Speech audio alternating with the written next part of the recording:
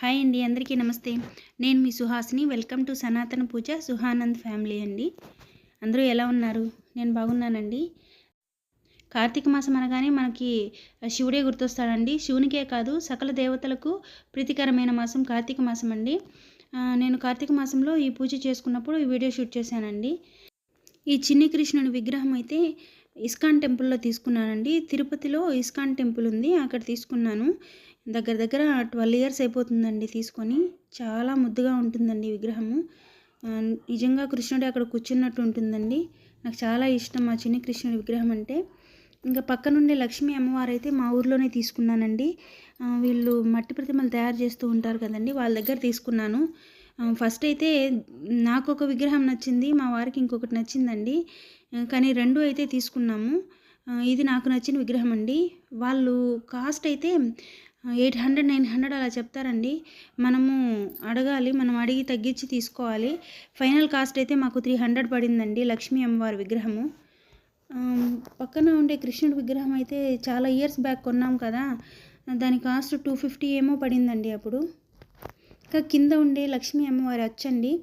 మీకు మొన్న వీడియోలో చిన్ని కృష్ణుడిది ఒక చిన్న అచ్చు చూపించాను కదా తులసికోటలో, అది అచ్చు మేము తయారు చేయించుకున్నామని చెప్పాను కదా.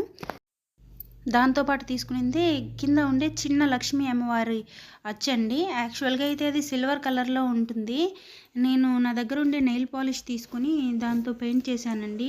ఆ లోటస్ అంతా కూడా రోజ్ కలర్ నెయిల్ పాలిష్తో, ఆ లీవ్స్ అన్నీ కూడా గ్రీన్ అలా సెట్ చేశానండి. అమ్మవారి శారీ మళ్ళీ ఎల్లో కలర్ నెయిల్ పాలిష్ తీసుకొని దాన్ని కూడా పెయింట్ చేసుకున్నాను. అదంతా చేసిన తర్వాత చాలా బాగా అనిపించిందండి. చిన్ని కృష్ణుని విగ్రహం అయితే ఎప్పుడు పూజలోనే ఉంటుందండి, పూజ గదిలో ఉంటుంది. లక్ష్మీ అమ్మవారి పెద్ద విగ్రహం ఉంది కదండి, అది అప్పుడప్పుడు పూజలకు వాడుతూ అంటే పూజలో పెట్టుకుంటానండి. పూజలో పెట్టుకొని పూజ చేసుకుంటూ ఉంటాను. కింద ఉండే లక్ష్మీ అమ్మవారి అచ్చు కూడా ఎప్పుడు పూజలో ఉంటుందండి, పూజ గదిలోనే ఉంచుతాను. ఇంకొక లక్ష్మీదేవి విగ్రహం తీసుకున్నాం కదా, అది మొత్తం గోల్డ్ కలర్ అండి. దాన్ని నెక్స్ట్ వీడియోలో చూపిస్తాను. యాక్చువల్గా నాకైతే ఆ అమ్మవారిని చూడగానే సరస్వతీదేవి అమ్మవారిలా కనిపించారు. ఈమె లక్ష్మీదేవి అమ్మవారిలా కనిపించారండి. కానీ మా వారికి నచ్చిందని అది తీసుకున్నాము, నాకు నచ్చిందని తీసుకున్నామండి. నేను మామూలుగా ఎప్పుడైనా పూజలు వచ్చినప్పుడు ఇంకొక అమ్మవారు అని చెప్పాను కదా గోల్డ్ కలర్లో ఉంటుందని, ఆ అమ్మవారిని సరస్వతీదేవిలాగా అలంకరించుకుంటానండి. అంటే వీణ పెట్టేస్తే చూడడానికి సరస్వతీదేవిలాగా ఉంటారు. ఆ విగ్రహాలు అమ్మే వాళ్ళైతే డబుల్ కాస్ట్ చెప్తారండి. మనము ఫస్ట్ హాఫ్ రేట్కి అడగాలి, దాని కాస్ట్ అంతే ఉంటుందండి. కానీ వాళ్ళు ఎలాగో బార్గెనింగ్ చేస్తారు కదా అని డబుల్ చెప్తారు. చాలా జాగ్రత్తగా హ్యాండిల్ చేయాలండి, కొంచెం స్లిప్ అయిందంటే కష్టమండి. జనవరి 30th నుంచి శ్యామలా నవరాత్రులు రాబోతున్నాయండి. మామూలుగా శ్యామల అమ్మవారి పటం ఉంటే అమ్మవారి పటం పెట్టుకొని చేసుకోవచ్చు, లేదంటే సరస్వతి అమ్మవారి పటం ఉన్నా పెట్టుకోవచ్చండి. ఇవేవీ లేవంటే ఏ అమ్మవారి పటమైనా పెట్టుకొని దీపం వెలిగించుకొని, అంటే ఏ పూజ చేయలేకపోయినా కానీ ఒక దీపం వెలిగించుకొని అమ్మవారికి భక్తితో పూజ చేసుకున్నా సరిపోతుందండి. నేను లాస్ట్ టైం అయితే చేయలేదండి, మా మామయ్య గారు చనిపోయి ఉన్నారు, అందుకని శ్యామలా నవరాత్రులు చేయలేకపోయాను. లాస్ట్ బిఫోర్ ఇయర్ శ్యామలా నవరాత్రులు చేసుకున్నానండి. అప్పుడు ఈ అమ్మవారి విగ్రహంతో పాటు ఇంకో విగ్రహం ఉందని చెప్పాను కదా, ఆ అమ్మవారిని సరస్వతి అమ్మవారిలాగా అలంకరించుకున్నాను. నాకు శ్యామలా అమ్మవారి పటం అయితే అప్పుడు దొరకలేదండి. ఆ పటానికి బదులు ప్రింటౌట్ తీసుకొని దానికి లామినేషన్ చేసుకొని ఆ అమ్మవారి ఫోటో కూడా పెట్టుకొని పూజ చేసుకున్నానండి. నెక్స్ట్ వీడియోలో మీకు లాస్ట్ టైం నేను చేసుకున్న శ్యామలా నవరాత్రులు వీడియో పెడతాను. మీరు ఇవేమీ చేయలేకపోయినా దీపం పెట్టినప్పుడు భక్తితో శ్యామల అమ్మవారిని స్మరించుకోండి చాలు. మరి మీరు ఇవన్నీ ఎందుకు చెప్తున్నారు, ఇవన్నీ ఎందుకు చేస్తున్నారు అని అడగొచ్చండి.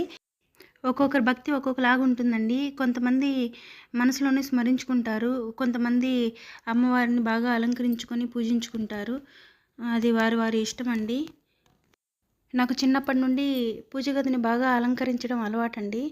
చిన్నప్పుడు కూడా మా ఇంట్లో పూజ చేసుకునేప్పుడు నేనే పూజ గదిని, పటాలు, విగ్రహాలు అన్నిటినీ నేనే అలంకరించేదాన్ని. నాకు అలా అలవాటైందండి. నేను చక్కగా అలంకరించుకొని అమ్మవారికి పూజ చేసుకుంటానండి. నేనైనా ఓపికగా రెడీ అవ్వనేమో కానీ అమ్మవారిని మాత్రం 2 గంటలు 3 గంటలైనా సరే ఓపికగా కూర్చొని రెడీ చేస్తానండి.